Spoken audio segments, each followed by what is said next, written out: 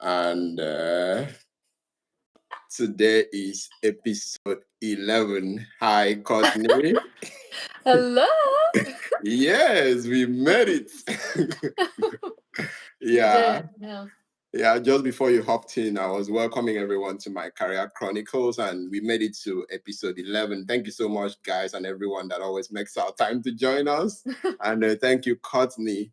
And today is a very special edition. Never mind, I will tell you why, because I have a special guest today. And the special guest for today is Courtney Giffen, my very good friend. And a little thing, a little brief about her. I mean, she will tell us more of that. I mean, Courtney had a finance major from Miami University and works at the Fastina company as a supplier development manager. But prior to then, she was a supply chain analyst, supply chain specialist. It's a whole lot about this young, amazing, wonderful lady. But I'm going to leave all of that for her to get into the details of all of that. But for today, we are going to talk about starting and building a career as a supplier development manager. I feel like this is one of the career paths that is not the buzzword out there. Everyone is not out there talking about things like this. But people like Courtney might just be quietly making all the money from this career somewhere in the US. Anyway, and that is exactly why we thought we would come here and talk about, starting and building a career in that career path. And I couldn't be more happier than to have my very good friend here, Courtney. And Courtney, if you are ready, I am ready. Are you? I'm ready. Yeah, let's go. Okay. All right. So we want to, dive right into it, and we try to keep it as straightforward as possible. And as it is customary here, we have like a very first, very customary question, I would say. Well, this is not an interview for a new job, but if I say, tell me about yourself, don't think I have a job for you. I was going to say, I feel like I'm getting interviewed right now. Yeah, that's why I put the caveat. If I say, tell me about yourself, don't think I have a job offer for you. But that's exactly the question I'm asking. Tell us about growing up, about maybe going to schools, what schools you went to. Just tell us about your childhood life and dreams and how that has been so far up to maybe this point or the recent past. Over to you. Yeah. So I grew up in a small town in Ohio. So I was raised on a farm, which was like a very big part of my life growing up. So I showed animals in 4-H, like pigs and cattle. I did a lot of that growing up. But a very, very small school, probably like 150 kids graduated from my high school. And then I went to Miami University, the one in Ohio, not in Florida.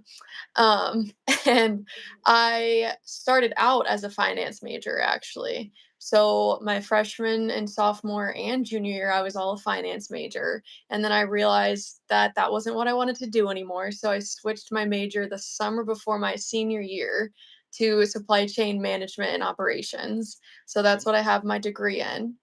And then I was talking to my career advisor at the career services center at my college. And I was like, I just want like a supply chain analyst job.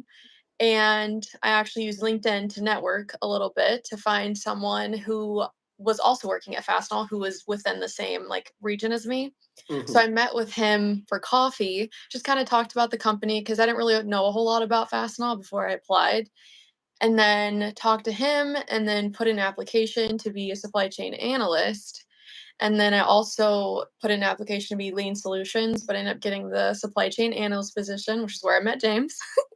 And did a lot of supply chain there, did a lot of planning and forecasting.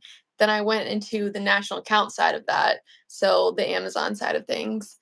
And then I just recently became a supplier development manager, or SDM as we call it, in February of this year. So Okay, very good summary, and I like that you're able to capture every part of your journey, right from sophomore, like down to to all up until when you graduated and then you got your first job.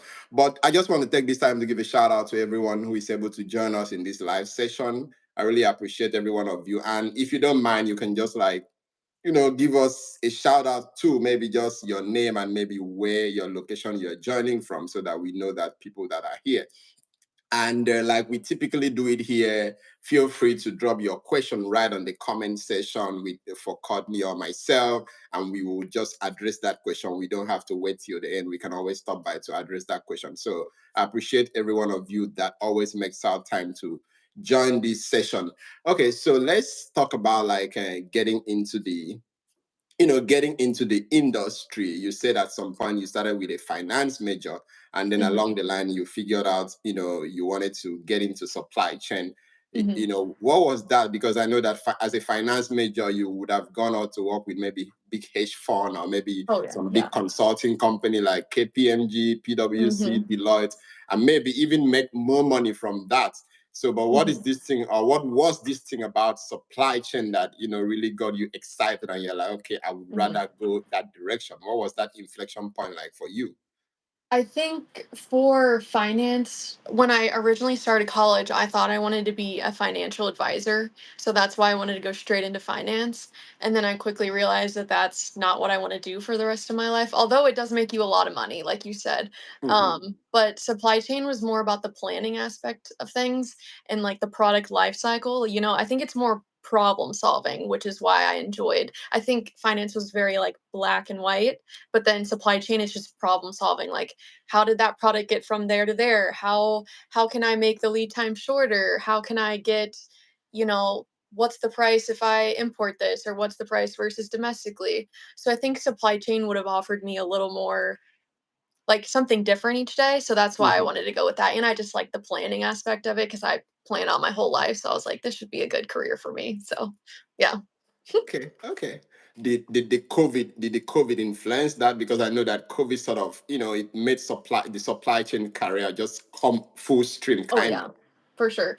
I think I think even my college didn't even have that major until like 2 or 3 years before COVID. Mm, But like mm, you said, I mean, I didn't really know about supply chain. Obviously, every company has a supply chain. That's how the world works. But it became very prevalent during COVID. And I think mhm, that's also how it made me kind of aware of that's also a path I could go down. And I thought I wanted to be in logistics, like mhm. a logistics coordinator where you would like talk to the truck drivers, kind of like, schedule the routes. But then I was like, I just want to go more into like a analyst role, which is why I went to Fastenal. So Cool. I like it. yeah, So let's step back a bit and talk about something very interesting you mentioned during your introduction. You said you went on LinkedIn and then you tried to reach out to people and then yeah. schedule a coffee chat and then just talk about your career and then you send your application. So how would you say platforms like that, maybe LinkedIn, maybe you leverage other platforms, maybe the career service in your school, how would you Mhm. say platforms like that help facilitate, your transformation into this career, or maybe you landing your first role, networking, what Mhm. role did all of that, how did all of that come together? Jumping on as a fresh graduate, jumping on LinkedIn, trying to send maybe messages to strangers, so to Yeah. speak. So how did you navigate all of that, and how did all of that contribute to, getting your career started in supply chain? hmm I th- well, to be honest, when I was in high school, I've never heard of LinkedIn. So when I got to college, it was very like it was assignments to be graded on your LinkedIn. So like the about section we got graded on, the resume that you put on. So it was very much instilled into us when I went to college to make sure that your LinkedIn profile is up to par. So it is a great way to network with people. Just like you said, that's how I reached out to the gentleman from Fastenal to have that coffee chat. And I think especially for today's day and age and people my age or generation, they're Mhm. more so on like a social media type platform. So I think it's basically like professional Instagram, I feel. So I think that's a great way to meet people. I've a lot of my suppliers that I've had now since being a supplier development manager, I've got to connect with them on LinkedIn and kind of see, what else they've been into, what other, career paths they've went down. I think it's just a great way to find out people's professional backgrounds, and I think it's a great platform to meet other people as well. Right. Did you leverage other platforms? Like maybe I know people do people do career stuff in Twitter and maybe other platforms, or it was chiefly LinkedIn for you? I think yeah, strictly LinkedIn. I didn't really connect with anyone else except for LinkedIn. Yeah. Cool. Okay, so let's jump to the whole supplier development manager role and what all of that intricacies.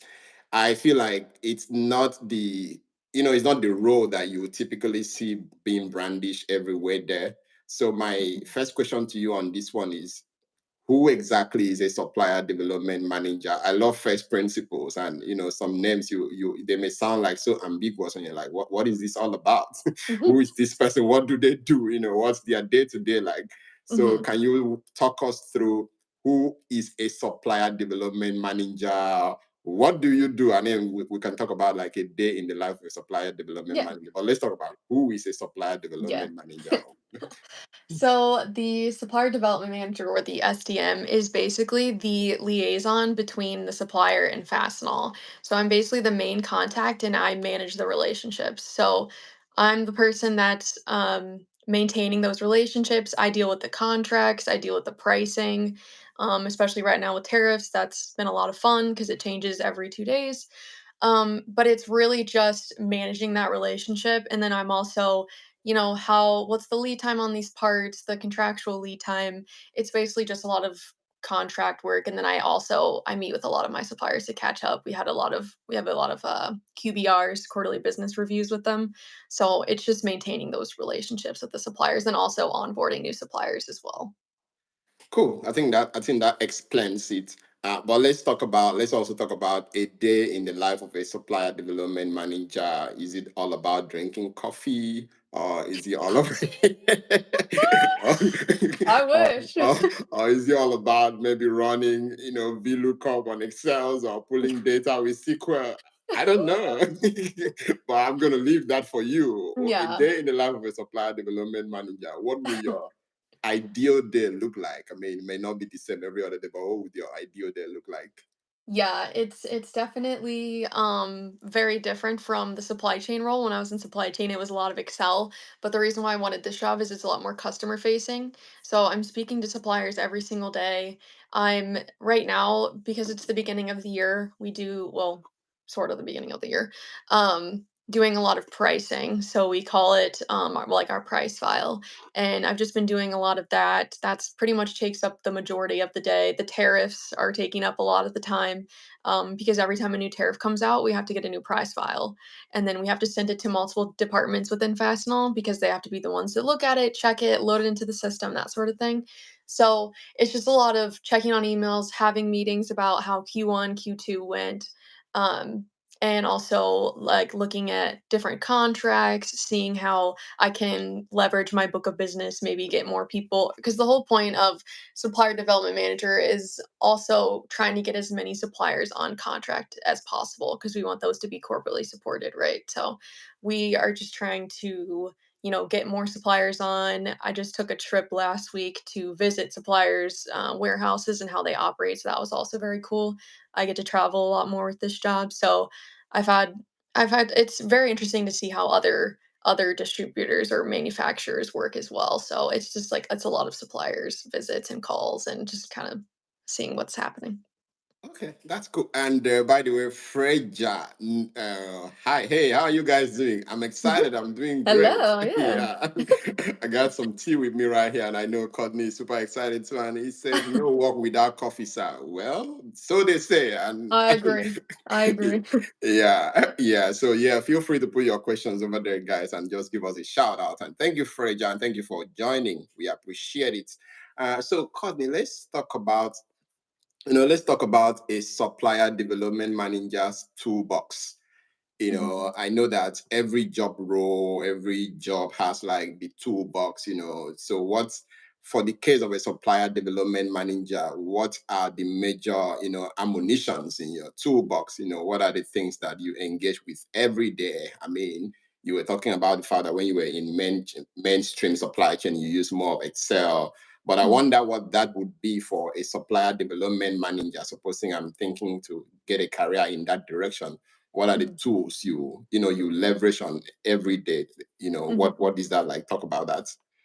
Yeah, I definitely there's a lot of problem solving because a lot of the problems that come from the suppliers, they go straight to you. So you, like I said at the beginning, it was like you're the liaison. So any problems, but not only with the supplier, but also internally as well. So if supply chain is having an issue with lead times, then you have to figure it out as well. But I think a major, major part of supplier development manager is being able to negotiate. that's what we do pretty much all the time.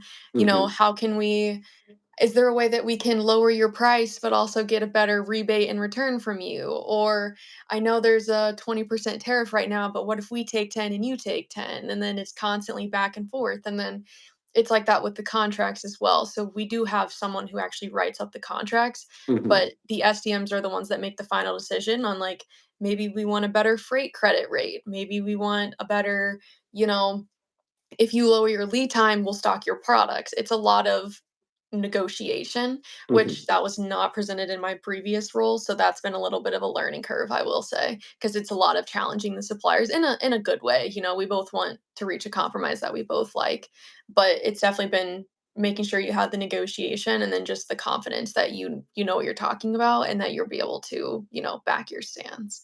But definitely negotiating. Okay. Supplier Development Manager in the age of tariffs. I really, really am, interested in that because I mean, tariffs is this is the talk of the town at least since this year. There's like you rightly said here, there has been a lot of back and forth around Mhm. that, both in the US and globally, China, and I know Yep. that there are a bunch of suppliers within Asia that supply to the US. And sometimes I sit back and I just think about what might be going on with supplier development managers navigating navigating their job in this era of tariffs. And it's up today, tomorrow it's down, next tomorrow, Mhm. the day after tomorrow, we are suspending it for 90 days. And then 3 days later, we are Something back in. different. It's like Yeah. it feels like so much gymnastics. And I know that that also brings so much ambiguity to your work. But Mhm. let's unpack that. Let's take time to unpack that. How are you navigating all of these, your work in this age of tariffs? And not just tariffs, the tariffs that are not principally established, because at this time I feel like the tariffs are neither here nor there. There's so Yep. much back and forth right now. We are not like exactly sure on what is happening. This month we are there, the other month we are changing that again. So how are you able to handle all of this ambiguity and uncertainty in as a supplier development manager? Yeah, like you said, it's a lot of ambiguity and it's just very hard to navigate what's coming next, but that's why we have the other departments as well. Our trade compliance team helps out a lot. But we've been trying cuz sometimes we will get prices that maybe don't reflect the current percentage of tariffs. Like they may be, trying to get us to pay them more. So we've been doing like the HTS codes, like the harmonized tariff schedule. It basically gives you a code for each part that tells you what tariff or duty percentage should be applied to that. So basically, how Fastenal's been handling it is we've been sending those to our trade compliance team and seeing if that's how, if that's the tariff percentage that should be applied to these certain parts. But a lot of my parts, because as the SDM, the category that I manage is material handling. So some of those that would be like cabinets, trash cans, that sort of thing. Um, and so a lot of my products could be steel, which is the one that has like I think they just increased it again. So I think just navigating it is just keeping an open mind for both Fastenal and the supplier because we both have to take on the tariff. It's not something that we can just look away from. So I think it's been a lot of hopping on Teams calls. How can we negotiate? Like I said, if it's a 20% tariff, is there a way that you can take, you know, 15 of it, we'll take 5, like something like that. It's just a lot of back and forth with the suppliers, and a lot of our suppliers have been, negating it so that it's like, we'll push this off until August, or we'll push this off so it's like we're not automatically taking that increase. But it's definitely it's something new every day, it feels like, with the increases. So, we process a price and then 2 days later we have to process a new one. So, it's I think I've never dealt with a tariff before. This is my first time, and I think a lot of people on the team as well, might be their first time other than like COVID, which was I think a little different than tariffs, but yeah, I think it's just taking it day by day. Yeah, I mean, talking about that because I'm like, it feels like a baptism of fire. You're Yeah, just yeah, resuming as a supplier development manager today, and then tomorrow the whole tyrant thing gets, exactly. it just gets escalated. I'm like, oh, Courtney. Anyway, she's gonna Yeah. figure it out, and Well, I yeah, guess. especially because like February was when I started the job, and then Hmm. it was like not even a month later the tariff started, Right. and so I was like, cool, this is a great time to transition to a new role. Hmm. But I mean, it's given me a lot of experience and negotiating experience as well, so it's been a good learning experience. Okay, we'll talk about learning real quick, but let's see what Freja has to say. Say, honestly, I have very less knowledge what you are talking about. Of course, that's why you're here. But it's informative and I love hearing about new things. So good to see you and hear about work. Thank you so much. Yeah, we Thank you. appreciate it. And thank you for joining too and giving us Mhm. that shout out. Yeah, and so good that you're also learning from what we are discussing here and adding to your to your arsenal of knowledge. Yeah.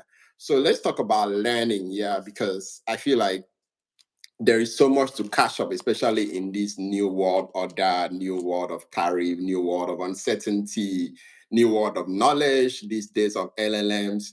So how are you? Because from the way you talk, it feels like I feel like you work with so many cross-functional teams, compliance, legal, maybe operations and Mhm. suppliers over there who may be in another, in another legislation where there are like other compliance and regulatory, frameworks they deal with. So in the midst of these, I think one of the things a supplier development manager will be doing is to constantly, stay up to date, maybe increase learning, trying to understand the broader perspective of the trade, global trade, and all of that, thing. Mhm. So how have you been learning, staying up to date as a supplier development manager? Like, where do you go to for your learning? What is your learning source? Yeah, which that's something that I think I need to work on because I think also with all these new tariffs, sometimes it's kind of like a trickling down effect of like the trade compliance team will send out a letter and then I'll realize that the tariff was increased. So I think it's just me trying to stay on top of things because Hmm. like I said, I like in my previous role that would not have affected me in supply chain. I think it's like the SDM does everything and then the supply chain just do a lot of forecasting and stuff. So I mean a lot of it does come from our trade compliance team. They send out letters and stuff, but I think um I think I should start looking into maybe a news outlet platform that could maybe send me like a newsletter. When I was in college, we did sign up for the Wall Street Journal, so I was like reading those a lot, but I definitely think I was just thinking about this the other day actually that I need to like sign up for something that maybe keeps me more in the know. Hmm. But I deal with so much tariff at work that I don't really want to read it outside of work either, but That's enough reading already. I know, I know. Because every day you're like, oh, what's going to be the tariff situation for no, today as we exactly. resume? And then Yeah, boom. exactly. Yeah. Okay, we have a question here, and let's quickly just deal with that question. Okay. How hectic is work as a supplier development manager, or do you enjoy your work? I don't know. She will tell us. I currently, yes, it is very hectic, like I said, with the tariffs. Also, since it's a new role, it's been a lot of learning for me. So, like I said, the negotiations, never done that in my life, didn't do that in the previous role, and I'm not really the most confrontational person. So that's been taking some time to, you know, what's the right amount to ask for to make sure they're not automatically like, no, we're not giving you that. Mhm. So it is hectic right now, but it's a good kind of hectic. I think it's something different each day. In my previous role, it was a lot of just Excel work. And so this role has been, I love my new role. I think it's a great job. It's provided me lots of experiences. While the tariff has been a little interesting. Like I said, I think it's been a great learning experience for me. I think this has opened yeah, I didn't go to any other suppliers' warehouses ever before. I've never seen other people's operations. So this job has opened up that opportunity for me as well to see how other people are doing things, how they're working, how their operations is running. So I love my new job. My manager's amazing, my team is amazing. I am the youngest one on the team, but I feel like it's just no issue to hop on a call with someone and they can help me with anything. But I love talking to the suppliers as well. I wanted this job because it was more supplier facing. I got to actually talk to people each day, and also like the cross functional aspect of this job. I don't think we're like siloed by any means, because like James said, we have to work with the legal team, the operations team, supply chain team, compliance team. We work, and I think it's also opened me up to learn how other people do their jobs as well. So now I know what an HTS code is for tariffs. I didn't know what that was before. So, and I get to meet more people within the company as well, which is always a good thing. So I love being an SDM. Okay, I think you sort of danced right into my next question by talking about you're the youngest on your team. Yeah, I know this. I mean, I know that you got this manager role at probably a very young age. I know your age, but I'm going to allow you to decide whether to mention it here or not. So, Okay. and I know you're the youngest on your team and even your previous team too. So, Yep. but what I wanted you to talk about is, as the youngest in your team, how are you able to navigate or manage the power dynamics? Because it could be a lot of power play or power dynamics around maybe culture or workplace power dynamics when you're the youngest in your team, and then you have to maybe give orders or instructions to maybe people Mhm. that are way older than you. They could even be older than you, both not just age, but also experience wise, other aspects of Yeah. life, or maybe not just giving instruction, but also maybe working cross-functionally, with people that are way older than you. And I feel like there's some kind of power dynamics around these things. And I imagine you, the youngest person in the midst of all of these, but then you Yeah. need to do your job at the same time. So Yeah. something I want you to, just talk about, have you been managing these power dynamics when you left, talk about your age, your experience, and then you are just in the midst of all of these other people. hmm Well, I will disclose my age. I am 24 years old. So, There we go. um, so, and like James said, I don't really have a whole lot of experience. So that was a little, not like, I wouldn't say scary, but coming into this role, I am probably like 10 years younger than like the next youngest person on the team.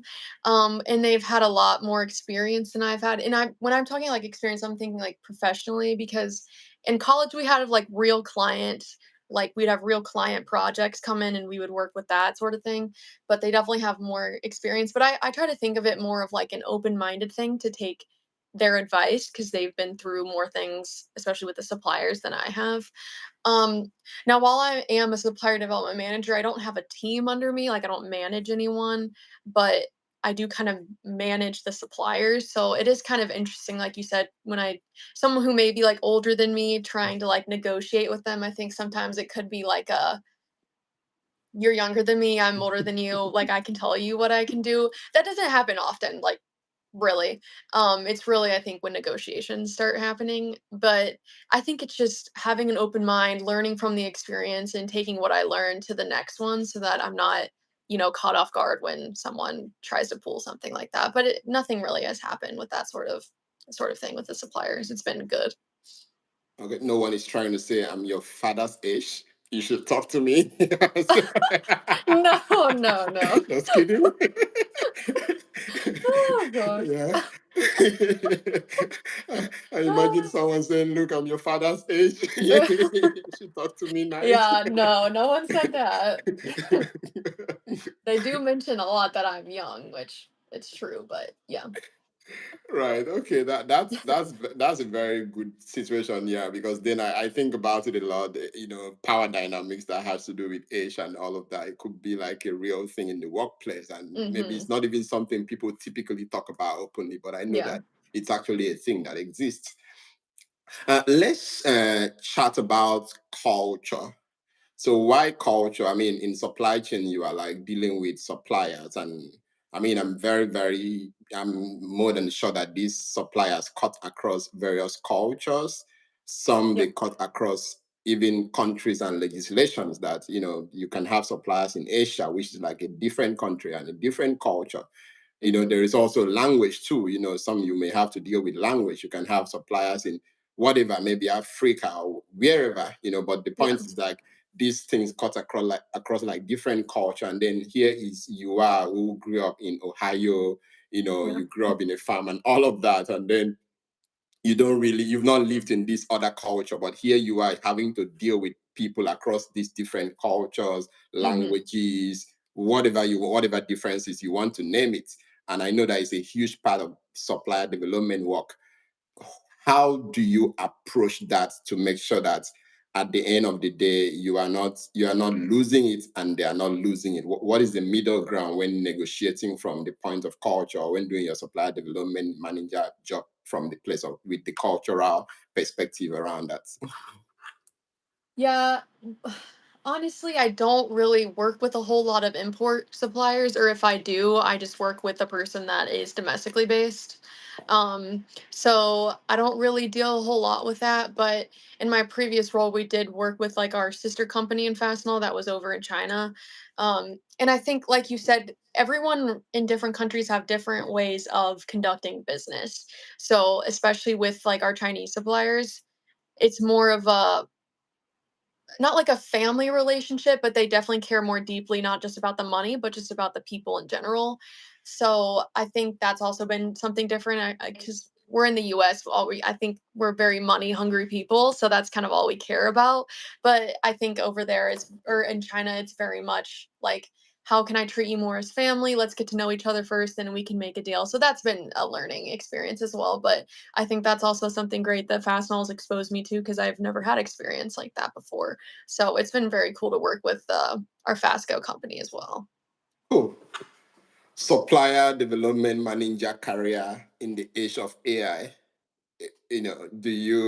Everyone is talking about AI now, and every forum, every platform, get on social media is the talk of town, LLMs, people are freaking out that, oh my God, the next LLM is going to automate me out of my job, or the next LLM is going to just, send me back to the farm. It's a lot of yeah, it's a lot now people are dealing with. But I love to approach things from the optimistic side of life. And I would rather think about, okay, so how does LLM influence my job? How do I leverage LLM to, do my job better, or AI to do my job better? And I know that it's going to influence the way the work is going to influence careers. It may not, any career that is not being influenced today, I feel like with time, it is going to somehow influence it. For instance, there were things that you could do as a supplier development manager for one day, but maybe with just putting in that weight into maybe an LLM, it can give you the answer to your problem in a few minutes or even few seconds. So my question is really, how are you leveraging AI in your supplier development manager role? Or how do you think AI is or will influence the supplier development manager career, whether now or in the future? I love AI. I think it's a great use of technology. I think it makes everyone's jobs more efficient. I do think that I don't think it would completely automate me out of my job because I think there's a personal aspect that AI misses. So, AI can't hop on a call with my supplier and talk to them about, what's going on. But I mean, with our contracts, you can easily just put a contract in there, ask it a question, and they can find it for you instead of me searching 50 pages through. Um, the Excel formulas, I can easily put that in there. I mean, I think AI is a great tool, and I think some companies maybe they don't want to share their maybe their company's information in it, which I understand it may not be private, but I think it's a great tool. Fastenal's actually coming up with like a chat bot within like internally so that we can just easily look up parts, or if you want to look up a supplier, it'll pull up all the parts that they have. Um, but I think more and more companies are going towards it, and I think if you do have it, it's going to just make the time more efficient, and you can maybe focus your time on something else that AI can easily do for you in a couple seconds. So Yeah, I was chatting with someone and I said, I remember just 2 years ago or 3 years ago, the ability to do a VLOOKUP was like a high skill. Yeah. Yeah, yeah, I still remember. Like Oh someone yeah. said hi, amazing game. Said hi, amazing game. Hello. Yeah, yeah. Ability to do VLOOKUP was a very high skill. Ability to do, index and merge. Ability to do, ability to slice and dice data was that. They said, what country you support, Israel or Iran? No, we are not talking about politics here. Yeah, sorry, we're not talking about politics here. We're talking about career. But welcome to the show. So that's it. And to see that AI has made things easy, like you said, you can, instead of all of that, you can just go to AI and ask what Excel formula, what Excel formula, what is this Excel formula? And then you get that. And then you can just, instead of having to spend the whole day trying to figure that out. So Yeah. I see that as a very interesting use case. I think in work it's good, but I think it could also maybe be like a downfall for like colleges. I've seen a lot of people using AI to like write their papers and then it comes out that it was plagiarized.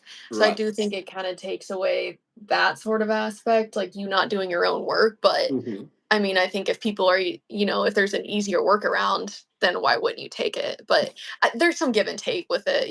Right.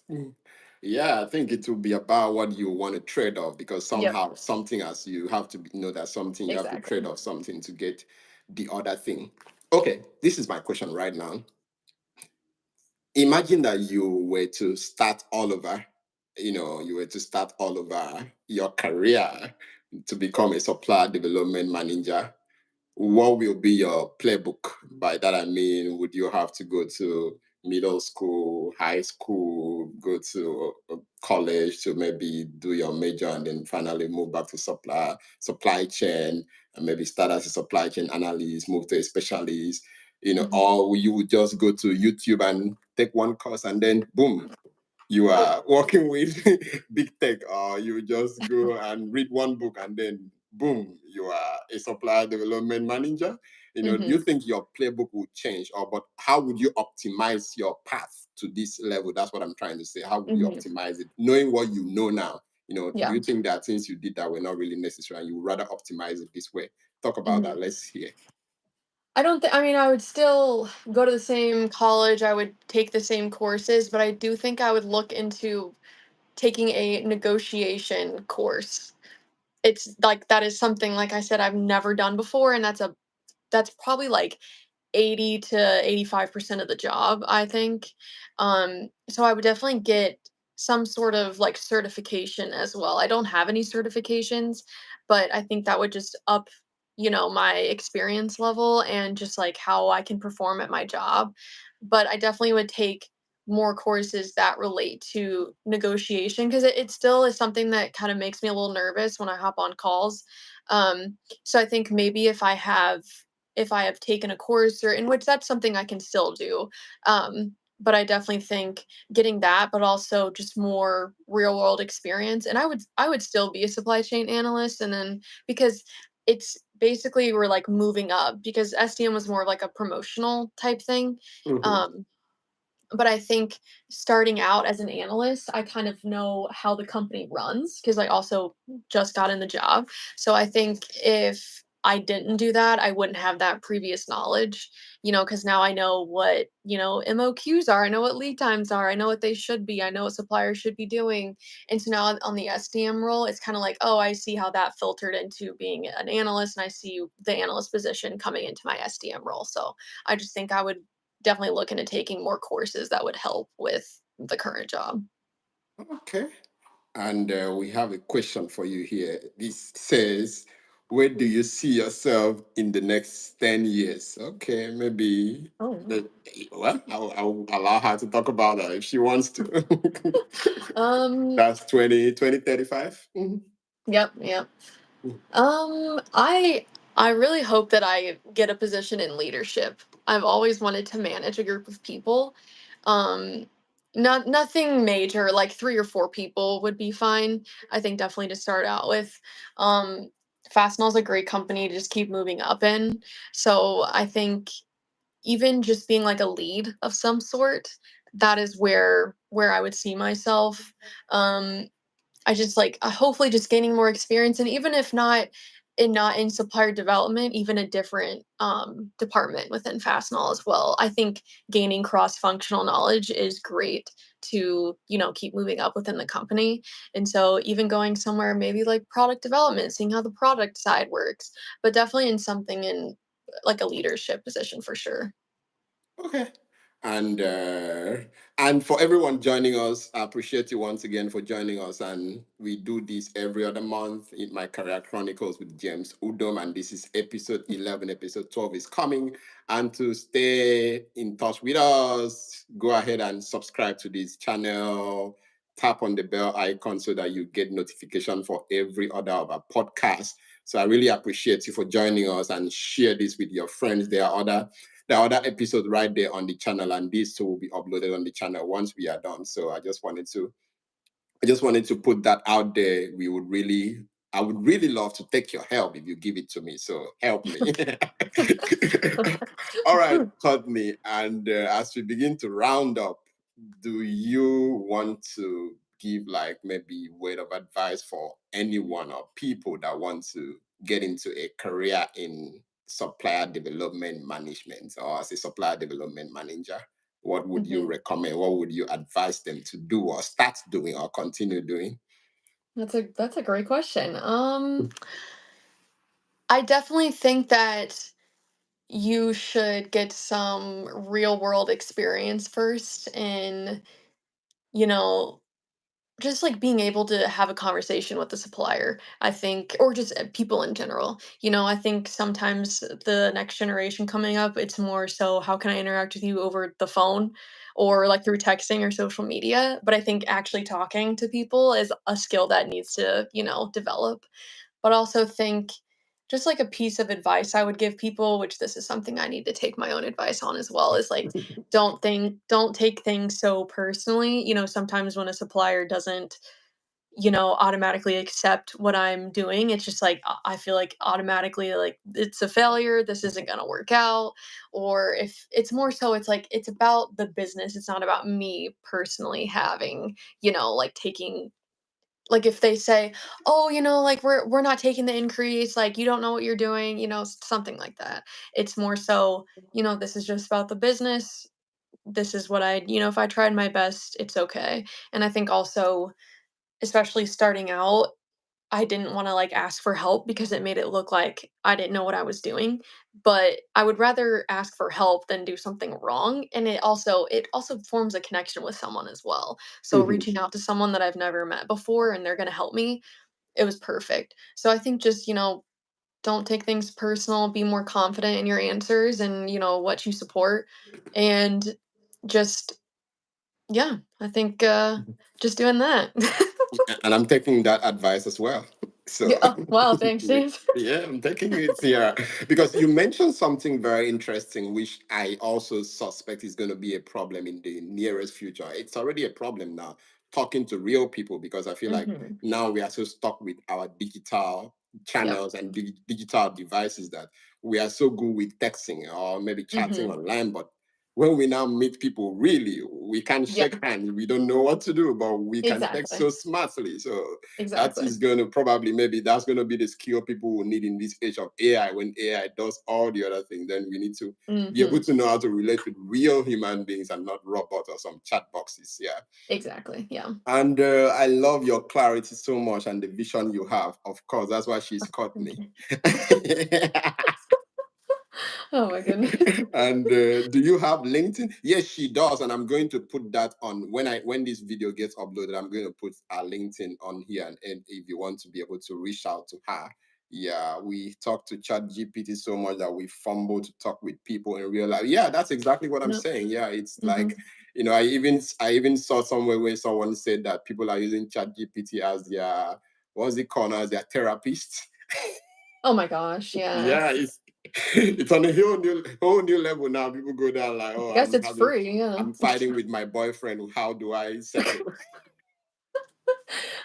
They do anything. Yep. Yeah, I mean, let's not go into that. And as we Yeah. round up, so Courtney, we pride ourselves on My Career Chronicles as the podcast that help people to talk about. We talk about those things that people don't talk about on LinkedIn, a part of their career you will not find in public.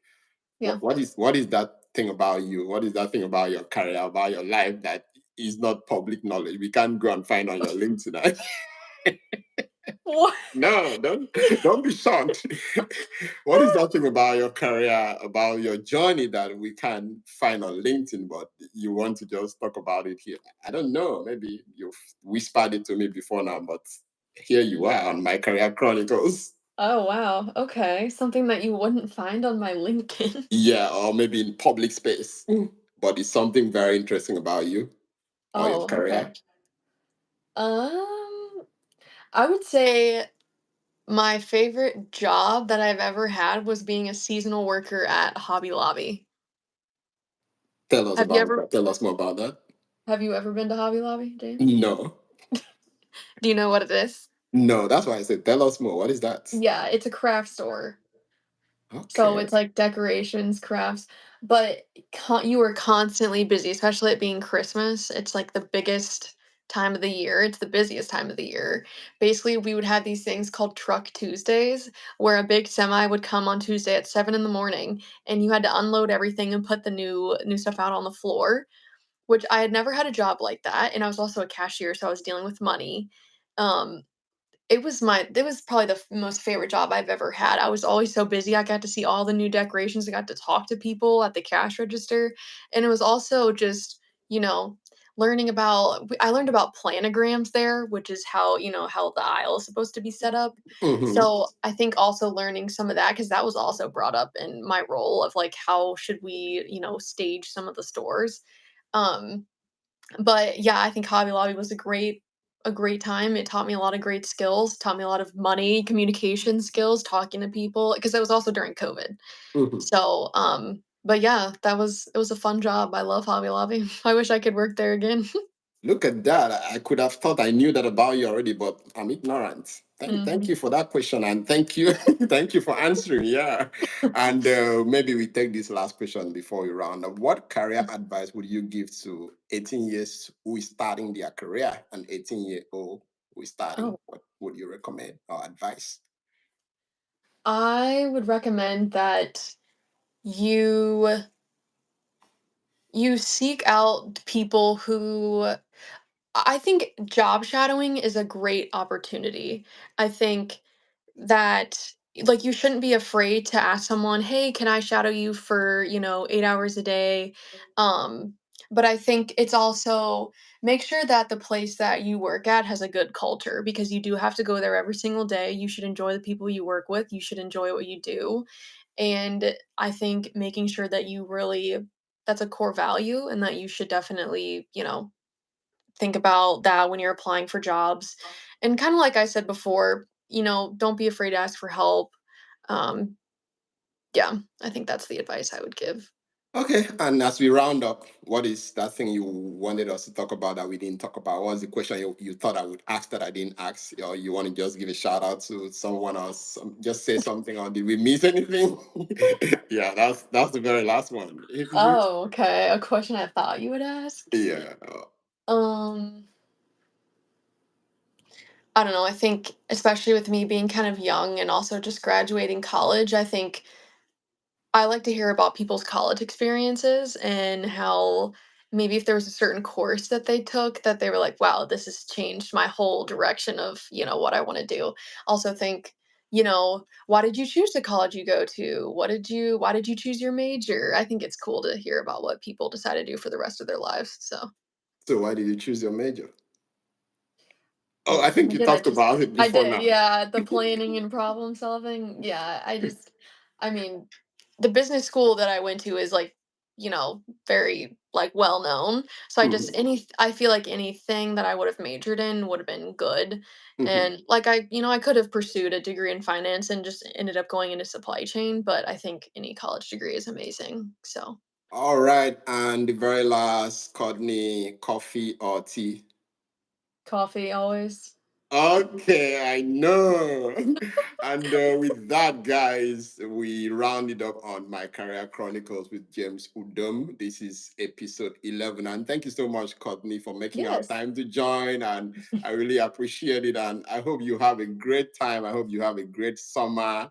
And James, your questions are yeah, thank you for everyone that joined us. Thank you, Freja. I really appreciate you joining us. And I hope to see you again. And bye for now. Bye, James. Thank you. Bye, guys. Bye. Bye.